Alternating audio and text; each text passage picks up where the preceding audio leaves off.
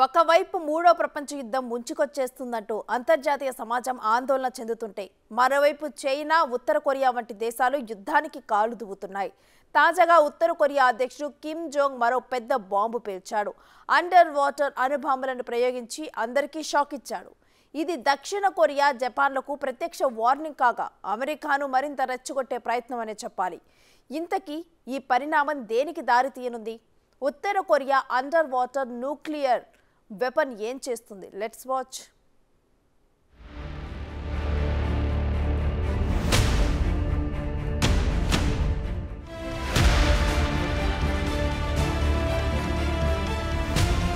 ఇటీవలి కాలంలో ఉత్తర కొరియా దక్షిణ కొరియాల మధ్య యుద్ధం తప్పదనే పరిణామాలు కనపడ్డాయి. ఈ నేపథ్యంలో ఉత్తర కొరియా అధ్యక్షుడు కిమ్ జోంగ్ ఉన్ తన దేశంలో అణుబాంబుల ప్రయోగాలను రెండింతలు పెంచాడు. ఇదే క్రమంలో దక్షిణ కొరియా సరిహద్దు ప్రాంతంలో రెచ్చగొట్టే చర్యలు తరచుగా జరుగుతూనే ఉన్నాయి. ఇందులో భాగంగానే తాజాగా north Korea academy of defence science ఆధ్వర్యంలోనే under water weapon system institute Haeil 523 అనే ఆయుధ వ్యవస్థను పరీక్షించింది. ఉత్తర కొరియా దేశ తూర్పు తీరంలో నీటి అడుగున ఈ అణ్వాయుధ వ్యవస్థకు సంబంధించిన ముఖ్యమైన పరీక్షను నిర్వహించినట్లు ఆ దేశ అధికారిక మీడియా పేర్కొంది. కాగా తాజా పరిణామం కొరియా ద్వీపకల్పంలో ఉద్రిక్తతలను రేకెత్తిస్తోంది. ఇటీవల దక్షిణ కొరియా, యునైటెడ్ స్టేట్స్, జపాన్ అధికారిక కొరియన్లు జాయింట్ నేవల్ డ్రిల్లకు ప్రతిస్పందనగా ఉత్తర కొరియా 200 కంటే ఎక్కువ ఫిరంగి రౌండ్లు కాల్పులు జరిపింది. కాగా నార్త్ కొరియా, సౌత్ కొరియా బార్డర్లో యుద్ధ సన్నాహం కనిపించింది. ఉత్తర కొరియా సరిహద్దుకు సమీపంలో ఉన్న యోన్పియోంగ్ అనే ద్వీపంలో నివాసులను తక్షణమే ఖాళీ చేయాలని దక్షిణ కొరియా ఉత్తర్వులు జారీ చేసింది. దక్షిణ కొరియా సైన్యం ఆ ప్రాంతంలో లైవ్ ఫైర్ డ్రిల్లను తిరిగి ప్రారంభించాలని యోచిస్తున్నట్లు గతంలో ఒక వార్తాపత్రిక కూడా నివేదించింది. అయితే ఇది సాధారణ డ్రిల్లో భాగమేనా అంటే కాదనే సూచనలు కనపడ్డాయి. ఈ నేపథ్యంలో తాజాగా ఉత్తర కొరియా హెయిల్ 523 ఆయుధ వ్యవస్థను పరీక్షించింది. ఆ దేశ రక్షణ మంత్రిత్వ శాఖ అధికార ప్రతినిధి దీనిపై ప్రకటన చేశారు. అయితే ఈ ప్రకటన చేసిన తేదీ, అండర్ వాటర్ అణ్వాయుధ పరీక్ష ఫలితాలతో సహా ఇతర వివరాలను బయట పెట్టలేదు. అయితే ఉత్తర కొరియా తాజా కవ్వింపు చర్యపై దక్షిణ కొరియా, దాని మిత్ర దేశాలు ఇంకా స్పందించాల్సి ఉంది.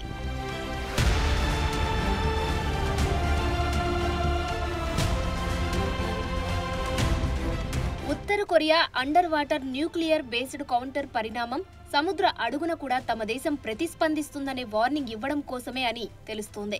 అలాగే అమెరికా, దాని మిత్ర దేశాల నావికా దళాల శత్రు సైనిక విన్యాసాలను అరికట్టడానికి అని ఆ దేశ రక్షణ ప్రతినిధి హెచ్చరించారు. దక్షిణ కొరియా, యుఎస్, జపాన్ సంయుక్తంగా జనవరి నెల మొదటి వారంలో బెజు ద్వీపం సమీపంలో అంతర్జాతీయ జలాల్లో అండర్ వాటర్ వార్ కసరత్తులు నిర్వహించాయి. ఇందులో యుఎస్ విమాన వాహక నౌక కార్ల్ విన్సన్ కూడా పాల్గొంది. దక్షిణ Korea joint chiefs of staff ప్రకారం ఉత్తర కొరియా నుండి అణు, క్షిపణి, సముద్ర అడుగున బెదిరింపులకు వ్యతిరేకంగా సమన్వయ నిరోధక ప్రతిస్పందన సామర్థ్యాలను మెరుగుపరచడంపై ఈ కసరత్తులు దృష్టి సారించాయని తెలుస్తోంది. అయితే దీనికి ప్రతిస్పందనగా కిమ్ జోంగ్ ఉన్ దక్షిణ కొరియాను తన దేశ ప్రధాన శత్రువుగా ప్రకటించారు. దీనితో కొరియన్ ద్వీపకల్పంలో ఉద్రిక్తతలు ఇటీవల కాలంలో మరింత పెరిగాయి.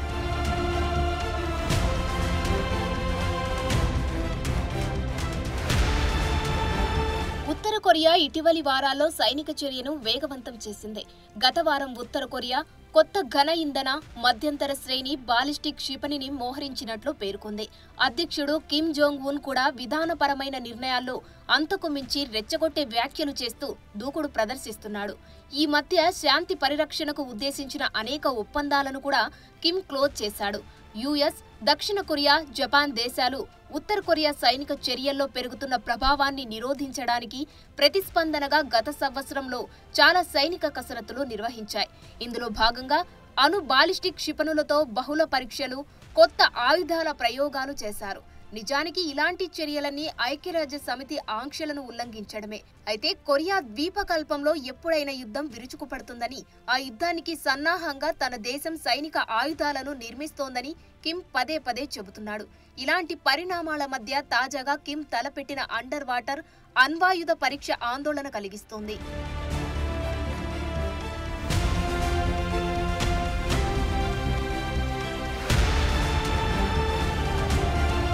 నూతన సంవత్సరం సందర్భంగా ఉత్తర కొరియా అధ్యక్షుడు కిమ్ ప్రసంగం అంతర్జాతీయంగా చర్చనీయాంశమైంది. దక్షిణ కొరియా పట్ల ఉత్తర కొరియా వైఖరిలో కొన్ని ప్రాథమిక విధాన మార్పులను ఈ సందర్భంగా వెల్లడించాడు. అలాగే ఇటీవల దక్షిణ కొరియాతో తిరిగి కలవడానికి గతంలో చేసుకున్న ఒప్పందాలన్నిటినీ రద్దు చేశాడు.